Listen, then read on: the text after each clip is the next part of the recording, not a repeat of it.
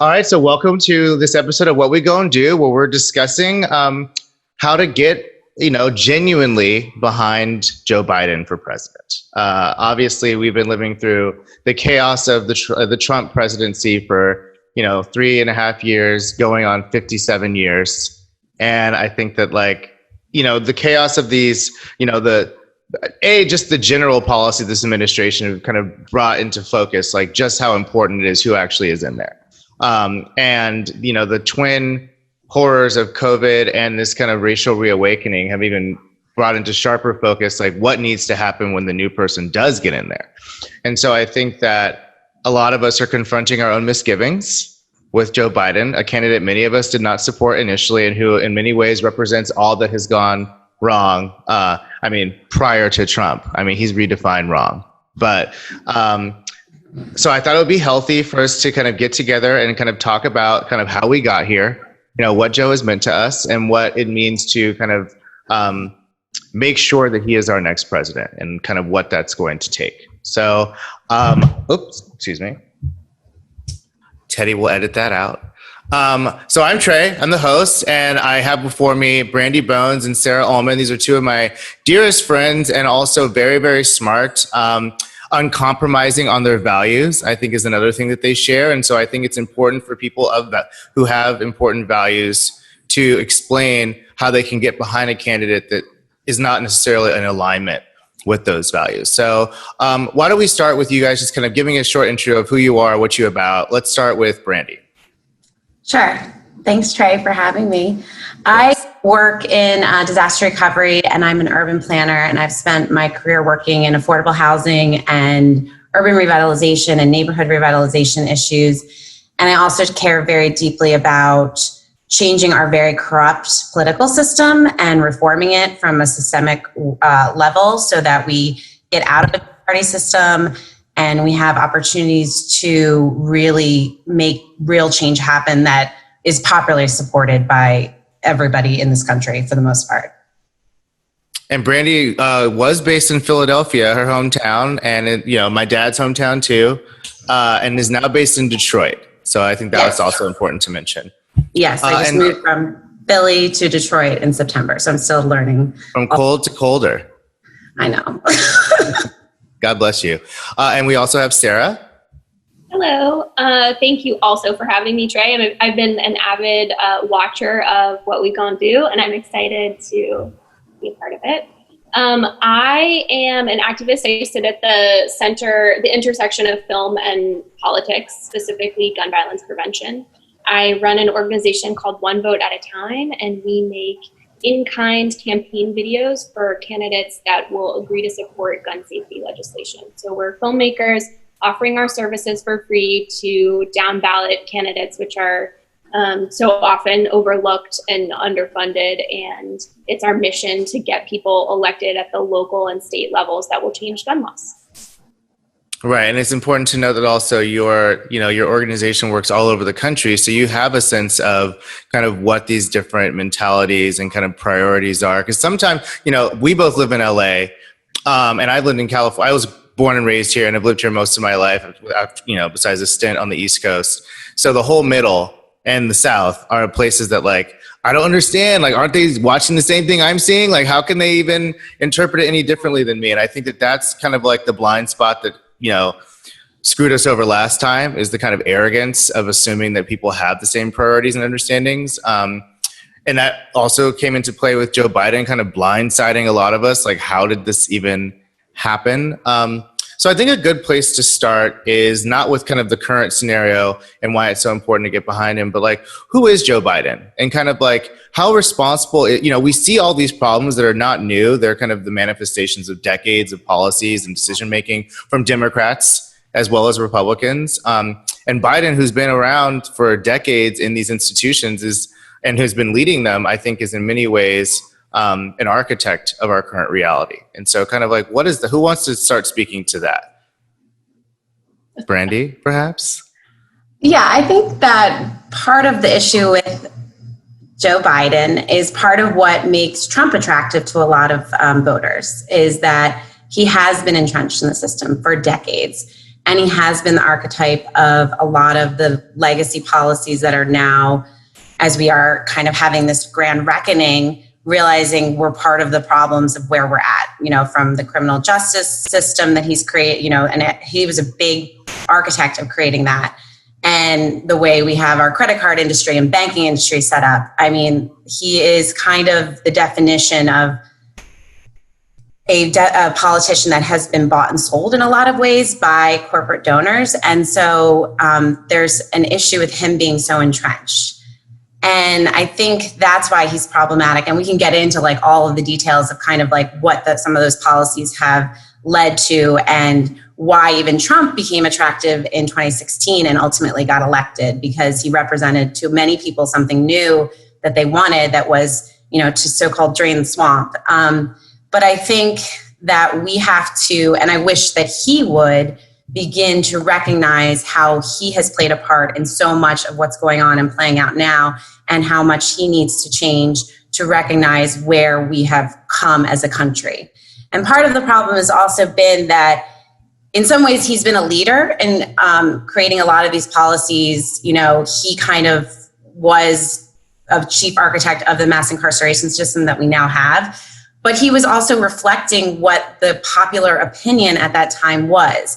And so, just like the Supreme Court shows that it can shift as time goes by to reflect what the larger opinions of the mass population is saying, I think that he can probably get to a place where he recognizes his own guilt in creating all of this, these problems and these systems, and that's where we need to get with him.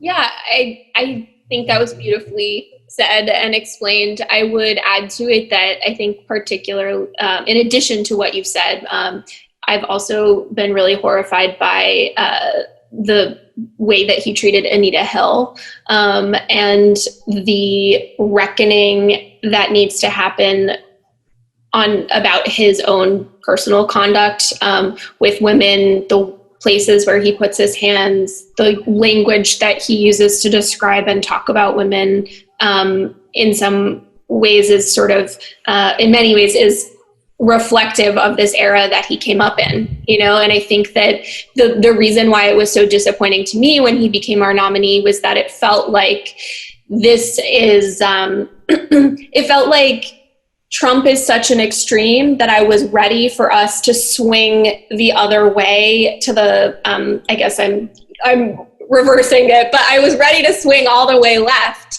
and ready for some really profound change. And I think that it feels like a lost opportunity. I think it's a grieving sort of what could have been with a more progressive candidate is also something that, that I myself have been coming to terms with. But I do think that what you said, Brandy, about reckoning and where we need to get with him, I do think that he is in many, many ways capable of growth and capable of receiving feedback in a way that like orange bone clock, like occupying the White House is just not. My new praise from Trump.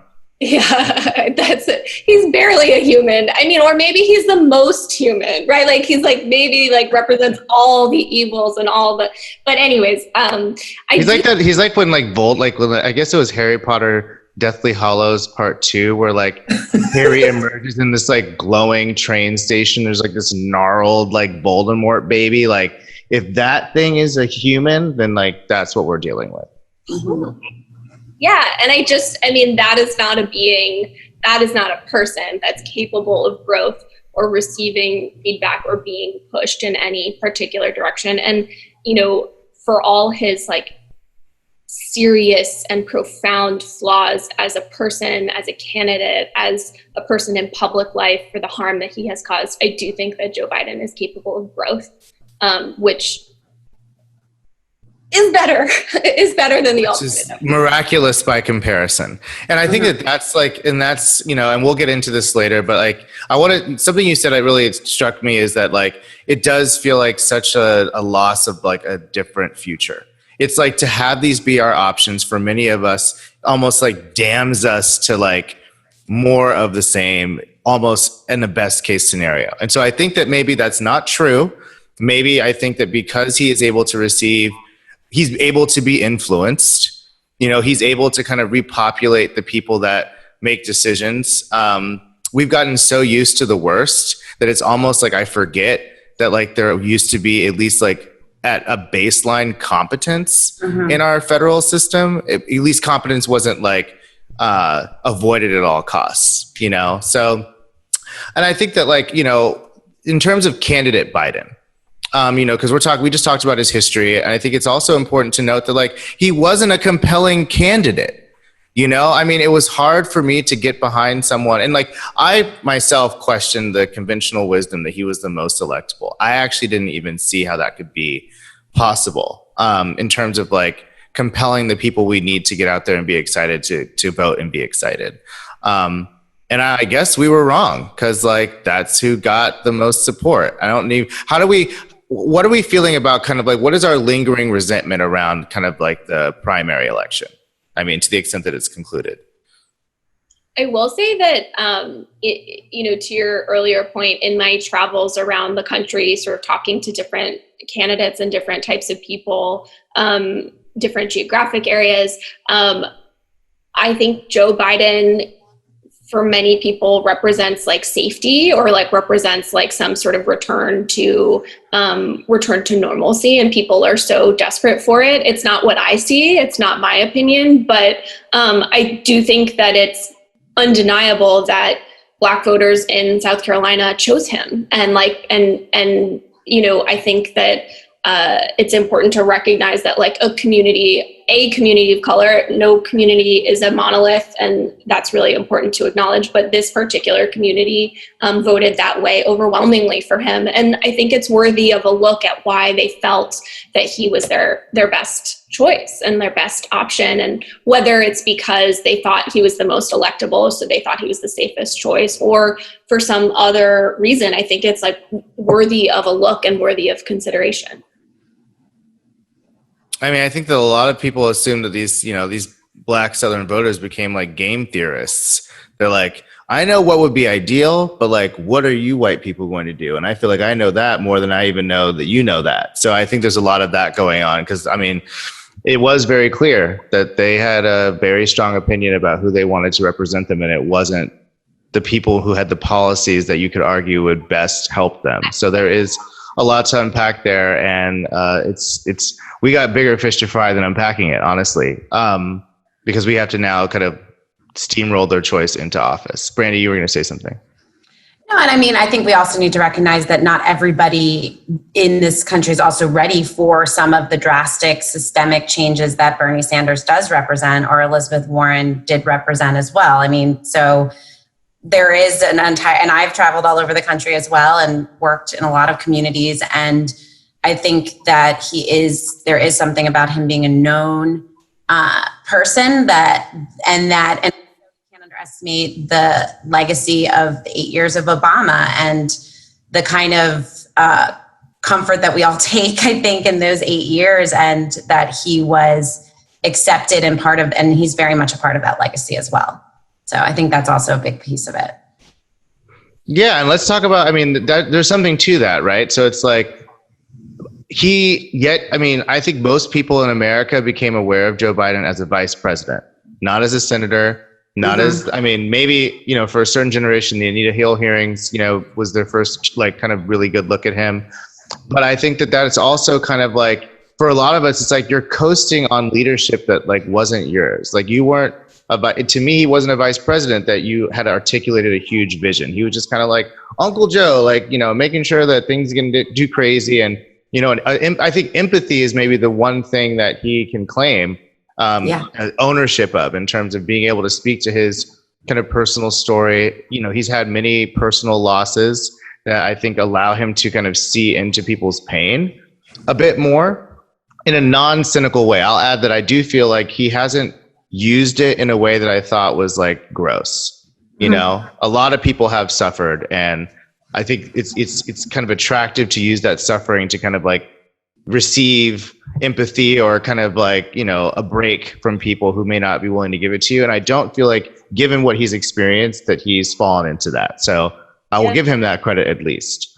But I think that also, when I hear Obama speak nowadays, I'm like, those days are over, and that's like, that's been hard for me to grapple with too. I mean, I think that Obama represents like a time that is gone, if it ever was here. And now it's like even more clear that we need such drastic change. And I think that had the primary begun now, I wonder kind of what the outcomes would have been. I think that maybe because of the primaries, people were so disillusioned in some way. Do you guys agree?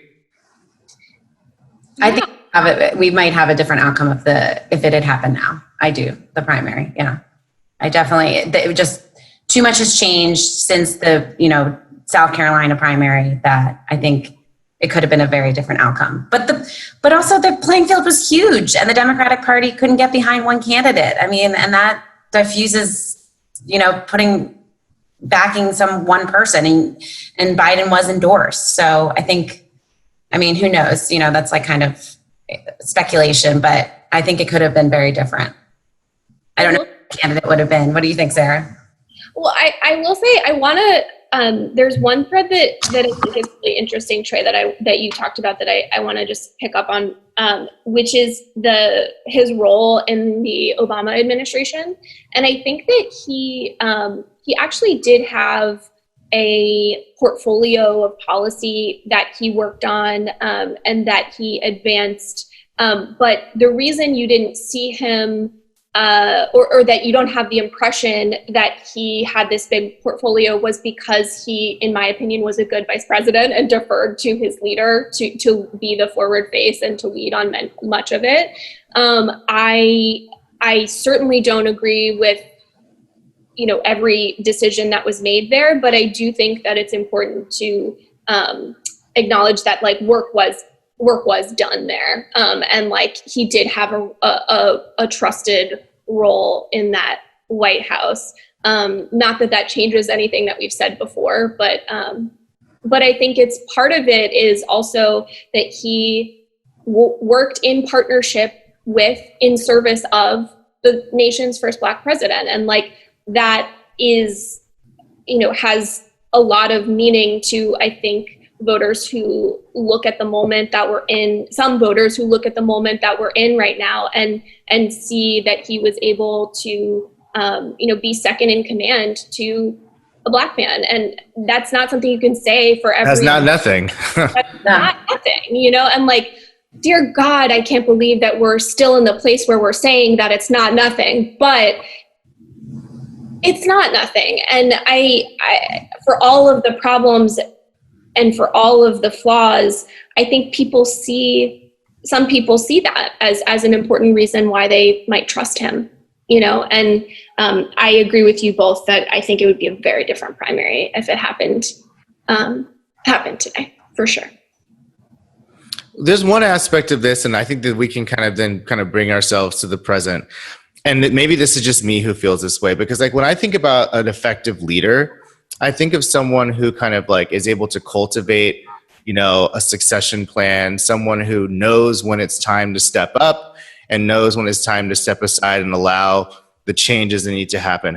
And I was struck by Biden, right out the gate being like, I'm what America needs. Like, I'm the only one who's electable. Like, I am, I think he genuinely believed it somehow, or he's been told it enough times that he internalized it. But I'm like, how could we possibly be in a place where like what Joe Biden has to offer is the best thing for America? And like, that's really what really made me not support him. Because I'm like, there's ego there and there's probably like conventional wisdom there. But I'm like, how can you look at what America is composed of and the issues we face and see yourself as the best solution? So, what do you think of that? Maybe he's right. And like, maybe I resent the fact that that's true. But I really was like, what a world where Biden would have gotten behind some other young candidate. And maybe none of the ones that we were offered, but like someone that like maybe represented what he believed in, but was like a much better vehicle for it. Like, why didn't he just do that? He is a politician, but yeah, still. He is a politician who's been trying to become president a lot of times. That is his goal, right? But I think to offer, a contrary view, I actually don't think he's far off from being kind of maybe accurate in his assessment that he was probably the most electable candidate. And that is in large part because what we haven't recognized maybe is the potential backlash we would have seen from the entrenched power system if somebody like Bernie Sanders or Elizabeth Warren had won the ticket. We very much, if they had won the primary, we may have very much seen a lot more funding to the Trump campaign or other ways that the power system would have been further entrenched, because they are trying to challenge it. And Joe Biden represents a safer alternative to more of a slower transition of those changes than Elizabeth Warren, Bernie Sanders, and other candidates offered.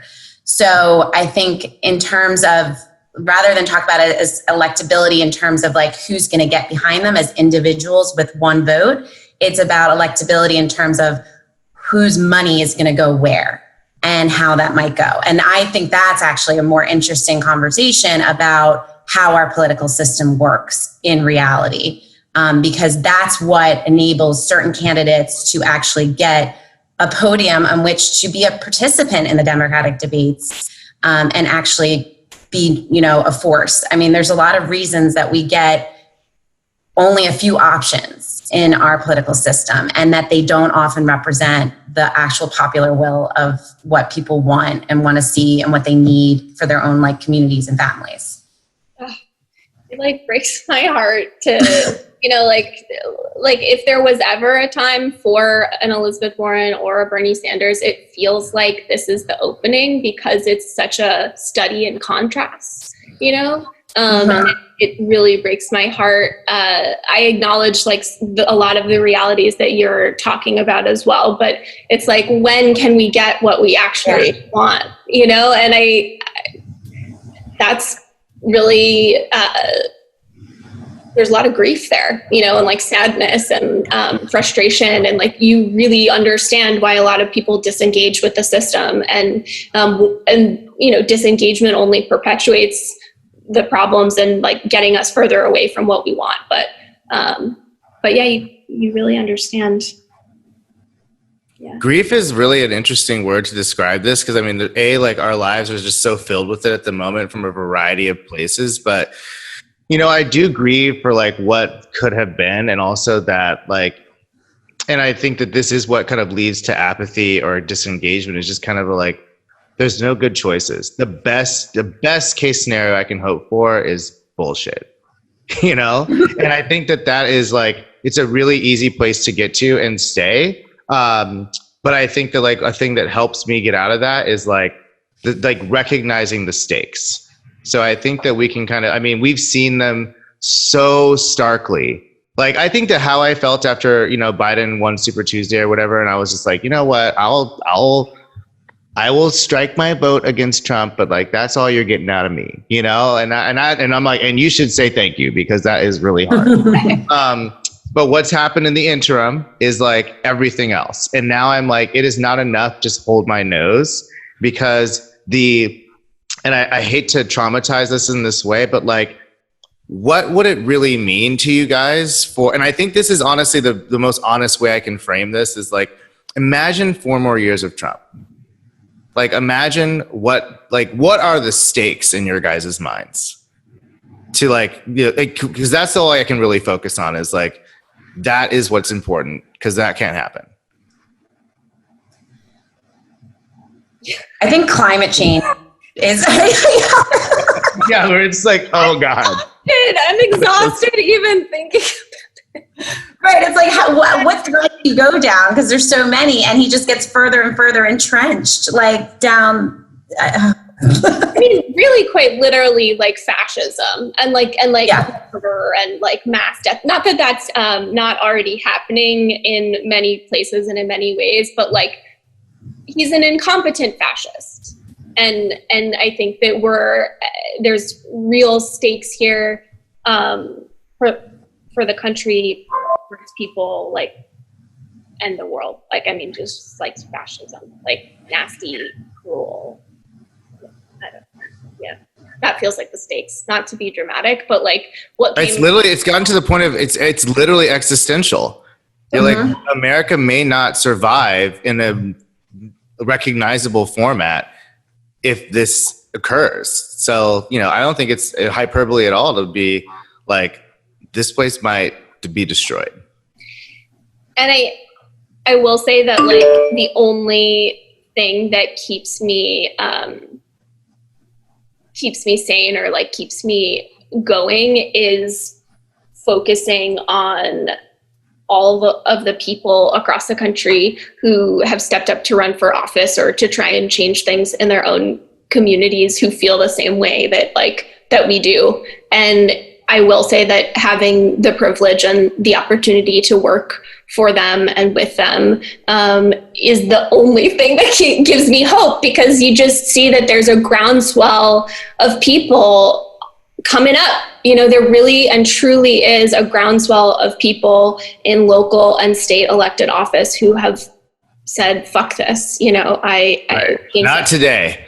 Exactly. Not on my, you shall not pass. Yeah, truly there is. And so, I mean, if people are really having trouble getting behind Biden and voting for him, I understand. And if it's not those stakes that do it for you, I would encourage people to find somebody closer to home that is someone that they believe in, and to work hard as hell for that person, because every single voter that you turn out for that candidate is more likely to vote up the ticket than people who just turn out for the presidential race will vote down the ticket. So turning out people on the local and the state level is one way that you can help Joe Biden indirectly, because those people will vote up.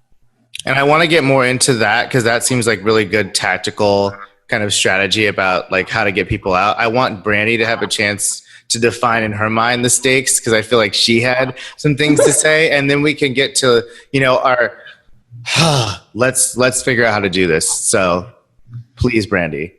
I mean, I think it's every generation, I think, feels like it's their generation, right? That like is dealing with the highest stakes thing, and that it's, there's always a moment in your life where you die. But I mean, if you look at the facts of like what is going on, I mean, leaving aside just the very problematic issues that, and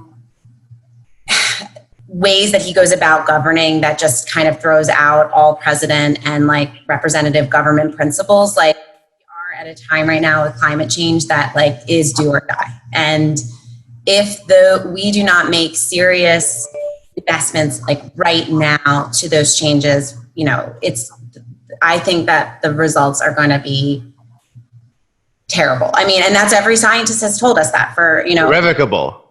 Over almost a generation now. And I mean, and then when we get into the conversation about getting behind Biden, I think it's about talking about some of those issues and bringing him along, because I'm not saying that he's a perfect candidate on that either, but that's one of the things that I look at, and a lot of people, particularly young people, see as like the issue of their generation. And I think that's really important to acknowledge. And he has no intention of, I think, doing anything to fix anything related to that. And this is not a climate change episode, so I don't want to get too deep into this, but like we do have the good fortune of having someone working in the disaster preparedness space whose whole career is spent looking at the kind of detritus left after these climate change, in some ways, impacted disasters. Like, can you just paint a picture of like just how dire the circumstances are, if you could briefly? Sure. So, I mean, this year is predicted to be a terrible natural disaster season. 2017 was like an unprecedented disaster season, and the cost, the frequency, the intensity of natural disasters are just like unprecedented in, our recorded history at this point, due to what's happening with the climate. And what I deal with is like the immediate aftermath of those natural disasters, and dealing with communities who, I work in the federal funding space, where you see kind of how that plays out on the most vulnerable populations and how they continue to exacerbate inequities. So with natural disasters, which are caused in part, and have gotten so severe because of climate change, we're then also seeing like how they impact adversely communities that are least prepared to handle them. And so, and also like how those federal policies kind of trickle down to communities and have adverse impacts because of the way we've designed them. So it's going to continue to get worse. I do take heart though and hope in that fact that we are moving towards like resilience and adaptation strategies that really are going to make communities better and more prepared. But that's slow going, and that's like going to take decades to do. And the best thing to really stem the crisis is to change how we, handle the built environment and, alternative energy sources and all of those things. And I just think that's, one of the most foundational things we can do from a systemic way to also help communities be more equitable too. And that's what's so cool and promising about it, because it could be the source from which we actually deal with the racial equality legacy as well in this country. And again, I could talk forever about that, but. Sure. But I think that sets us really well up for kind of like, this is what the stakes are, but also like, these are the areas where we have a lot more opportunity to kind of push a Biden presidency than a Trump one. I mean, Trump could not be trying to it's ghastly, how much he is trying to underplay the importance of this and how he drives resources to industries that are fighting the, even recognition of this crisis. So I think, what are some other areas where we think that, I mean, obviously like there's almost no areas that Trump would be better. I can't think of one. If you do, send me a text message. Let's not even talk about it on this. But like, what are other areas where we feel like it's important to have a Biden presidency? And I think this kind of opens the door for us to talk about why people can get excited. It's like, what opportunities in this administration, even let's say he's not ever signaled that he's like the go-to guy on this. Climate change is one of them. What are some others? Guns is a huge one. Gun violence prevention is, Joe Biden was the author of the Brady background checks bill in 1993. He co-authored the assault weapons ban. I think he has come a long way in thinking of gun violence prevention as an intersectional issue that has ties to other issues that he's been very problematic on in the past. But he does, on his website, now has adopted a platform specifically on gun violence in communities of color that is an intervention, funding community intervention programs. So to the tune of $900 million, which is $900 million more than they're getting right now. So I double check me on that specific stat, but I'm not aware of federal funding for these programs at this moment in time. And so I think that is a huge, huge piece of policy and like harm reduction, for our communities. And I think that that's something why gun violence prevention groups got behind Biden as soon as it sort of after South Carolina, because they did see sort of the winds shifting and they were like, he's good on our issue. He's really good on our issue. Brandy, do you have any kind of like policy areas that you're excited to kind of see Biden get pushed toward, or that maybe he's already embraced? Because I feel like that's the other lack of knowledge is like, what is Biden good about?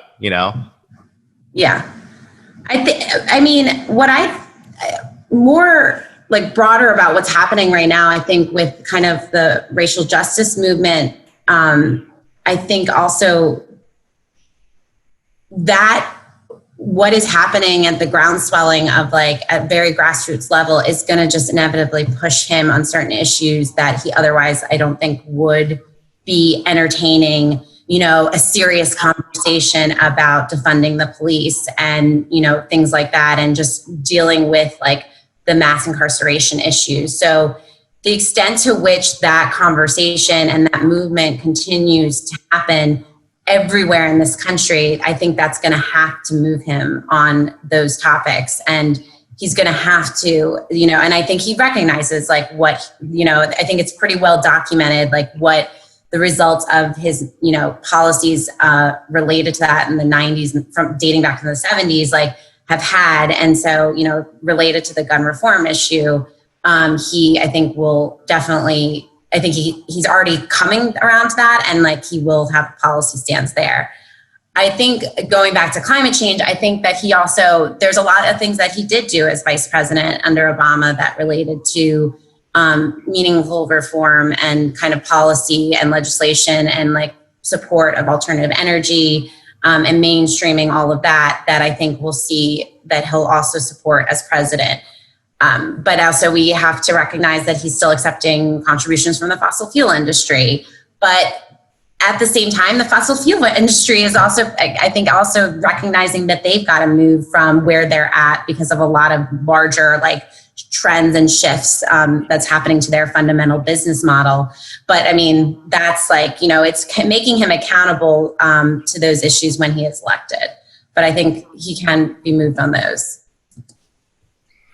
Yeah, I mean, I think that like he does exist in the world, and I think I guess it's not really a policy area, but I think that another opportunity for leverage is kind of who he makes part of his own administration. Right.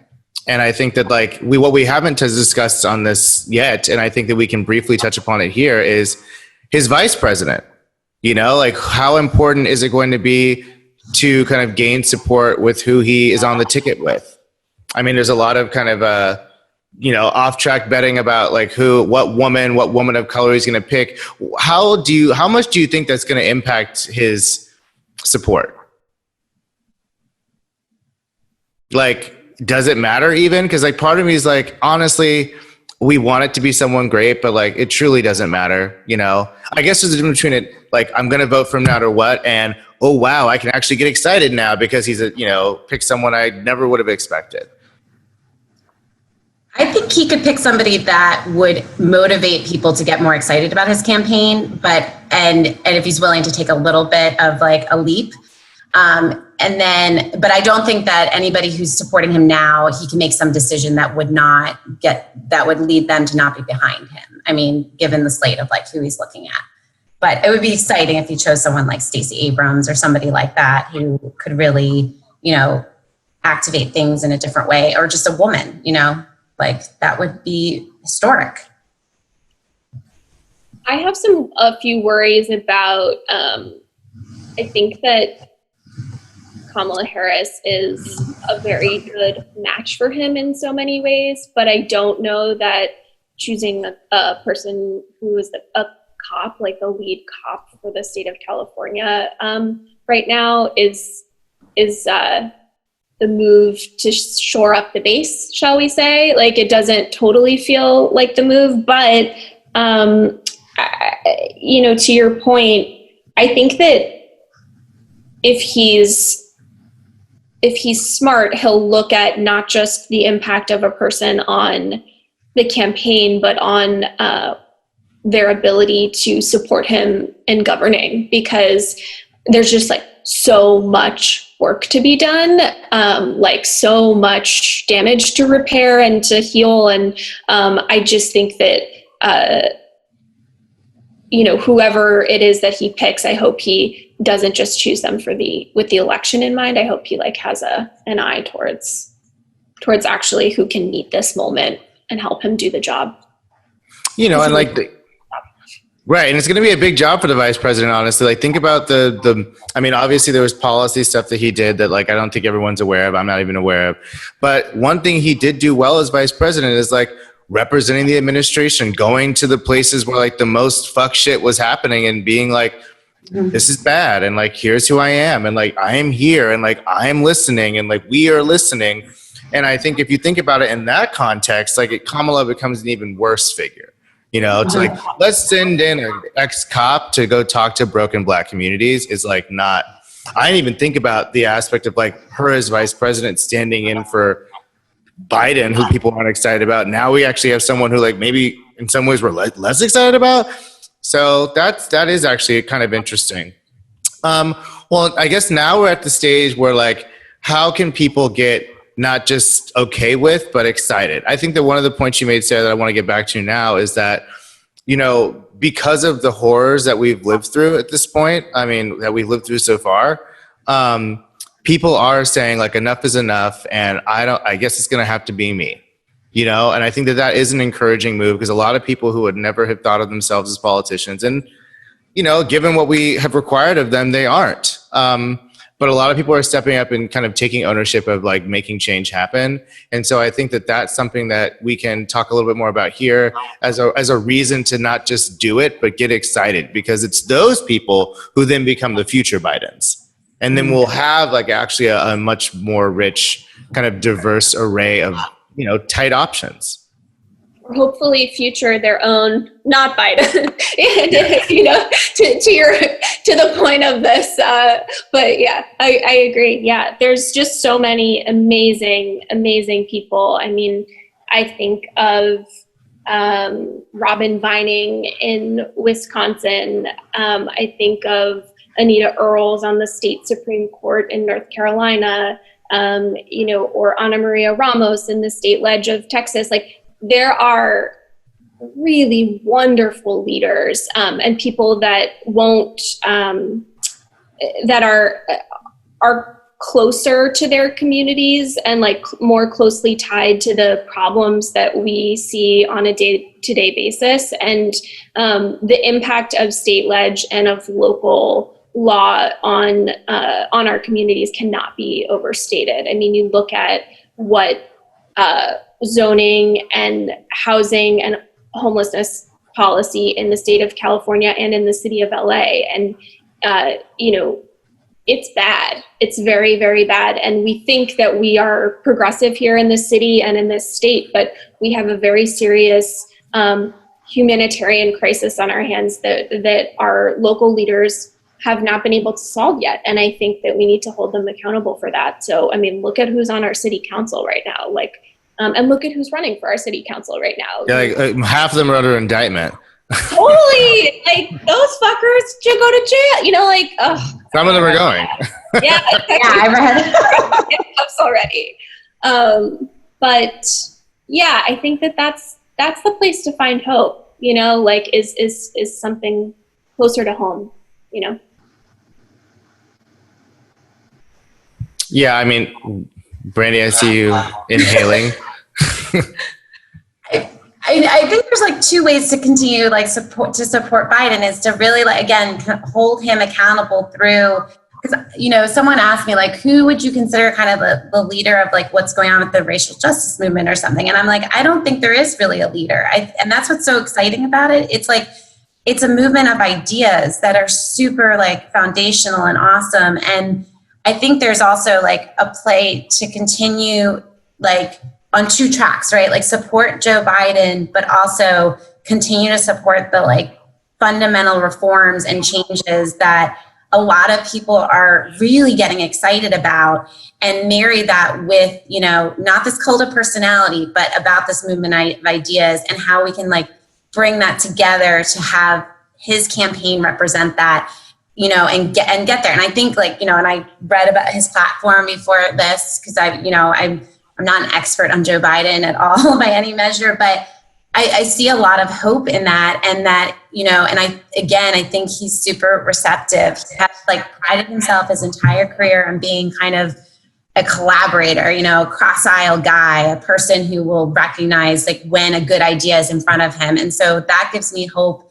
But I think that we can't abandon, the fundamental sea shift in exercising values that all of us maybe had but didn't have language for until recently, or didn't have the right policy ideas to explain. That's what's wrong about this current system, and that's how we fix it. So I think that you have to continue on two tracks, getting behind him and pushing forward with the really great, amazing, innovative ideas that we're starting to see that if they could actually be implemented, could be so fundamentally changed our entire way that our society is ordered, and how we value wealth and people, and how we organize our neighborhoods and things like that.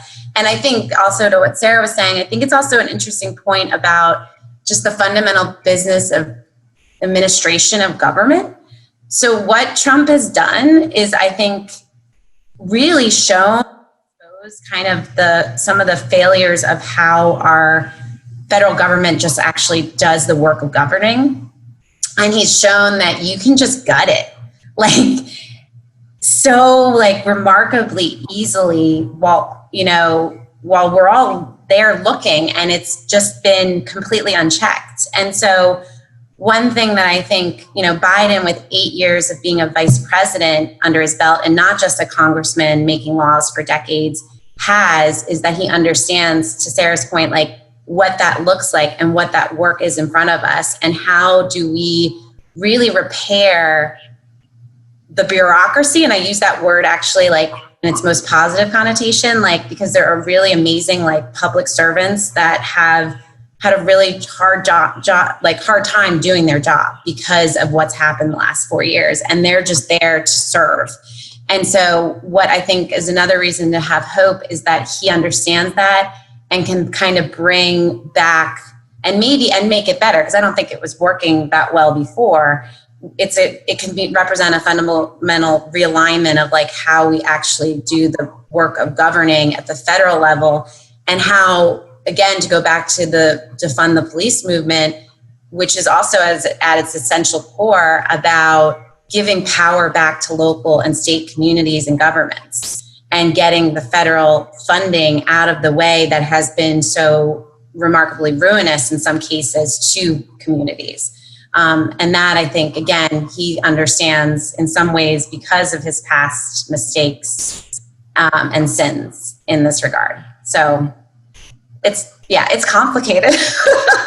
It is, because I mean, you see these memes that are like, you want the person who caused the problem to get you out of the problem, which I definitely understand the logic behind that. But I think if we can pressure him to take ownership of his mistakes, which I haven't seen enough of that, to be honest. No. I mean, if Joe Biden were to stand up and give just a coherent speech, but a speech also that said, look, let's get real about the things that I've done and my record and the mistakes that I've made that we're seeing. They've played out now. They're for all to see, and I'm sorry. And part of my presidency will be about getting real about what the fuck happened and what we need to do. I'm not perfect. I need you guys to kind of support me so that we can even get laws passed that would help to remedy some of these things. I think that honestly, like, that would go such a long way, especially in the face of like an administration that has like run like Usain Bolt away from truth and facts and accountability and responsibility. Like, I think there's a lot of people who'd be like, you know what? I don't like all he's done, but I can respect that. And I think that hopefully something like that does occur. But even if it doesn't, I think that something that I would encourage people to do is just get engaged however you want. I think that like disengagement is what's allowed what's happening to happen. And I think that even if all we do is like, look, I don't even care if you vote for Biden. Please do vote for president, because we really need to have a different president. But think about what you do care about and get excited about that. Because I think if you can spark just a little bit of excitement in someone about something, it's like a hell of a lot easier to get them to do the things that they're less excited to do. And that whether that's volunteering for a campaign, that seems like a lot. Voting is obviously the least of what you can do. I think that like what has been really, what's given me hope in this period of like tumultuousness is that so many people have hit these streets and have stayed on these streets, and I'm like, and a lot of those people don't vote. And that's the weird dichotomy, right? The duality. It's like you have so many people here doing so much work on every platform they have in these streets, fighting against things that seem like completely kind of intractable. And so it's like, take just a fraction of that energy and put it towards a sea change in electoral politics. So that's kind of what I have to contribute. I like it.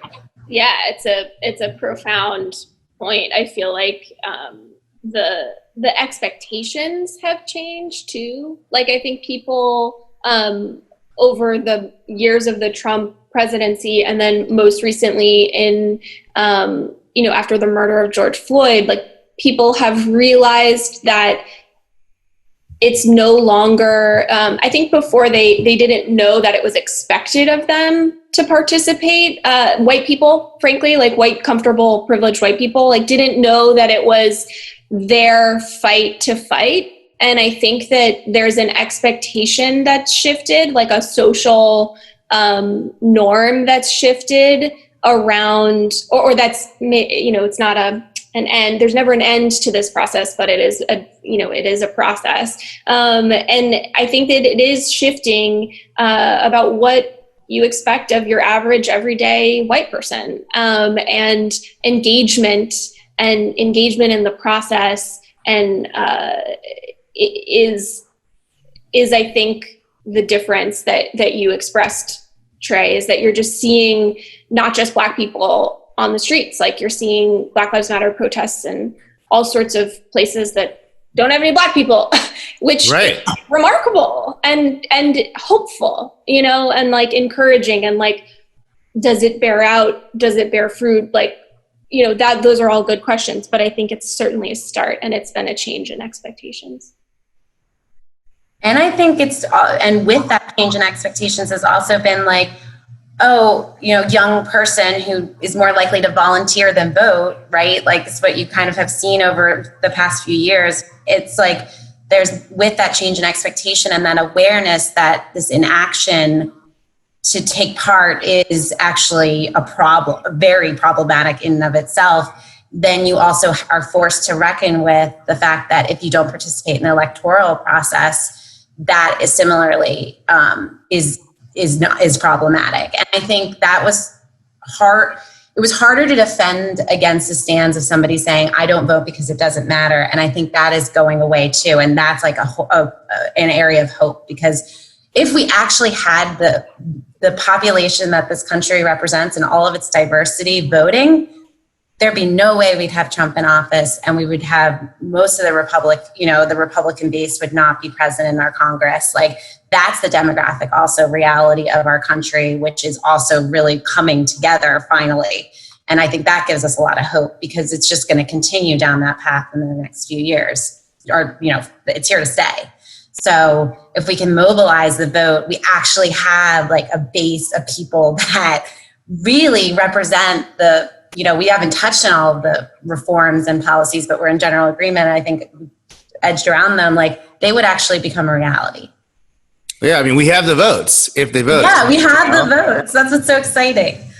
I think. Can I say one thing about? I think that like when thinking about the reasons why people don't participate, there's a fear, or I think there's an assumption sometimes that voting, it feels a little bit like a test. Like you walk in line, they check you in, it's a Scantron usually, and you choose and you hope that you're choosing correctly. And I think that people oftentimes feel like they're not informed enough, so they don't deserve to vote, or they don't know how to make a choice. And so they, don't think that they have the right to make a choice, or they've tried to make that choice. They've tried to vote in the past and it's felt hopeless to them. And I think acknowledging that fear and that, I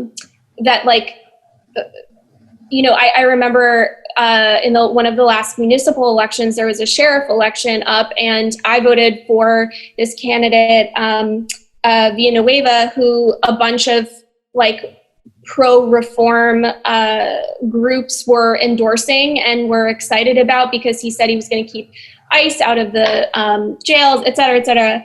He is a monster, like a true and actual monster, a liar, corrupt, a bad person. And I feel bad about that vote. Like I feel bad. Like I feel like I caused some harm, with my vote there. And like, I think that recognizing that, participation is certainly the first step, but like allowing space for people to feel like, allowing space for that fear or that like uncertainty about what if I make the wrong choice? Like what did I do wrong?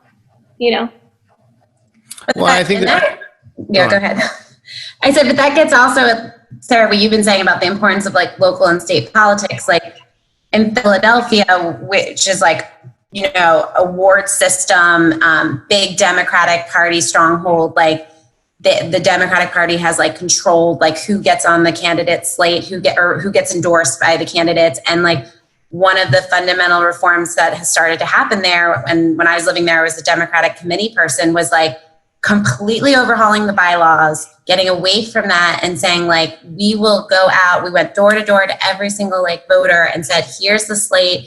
Here's who we're endorsing separately and apart, had a whole democratic process from which to do that. And then went around and informed candidates, people that are informed voters, people who have never seen like who their Democratic committee person was. And it's like really very small like movements like that can then begin to have that, groundswell of change to be like, I have now, equipped voters with that knowledge. And I mean, and that's happening. I mean, again, I think that's what's really also happening at the grassroots level is that people are recognizing the power of that. And then they can start to, inform voters at the most, like the lowest, like, candidate, like judges that get elected in Philadelphia. And if you can start empowering voters that way, then they feel more confident to go up the slate and vote with confidence. But I think that's a fundamental movement that has started to happen in my like little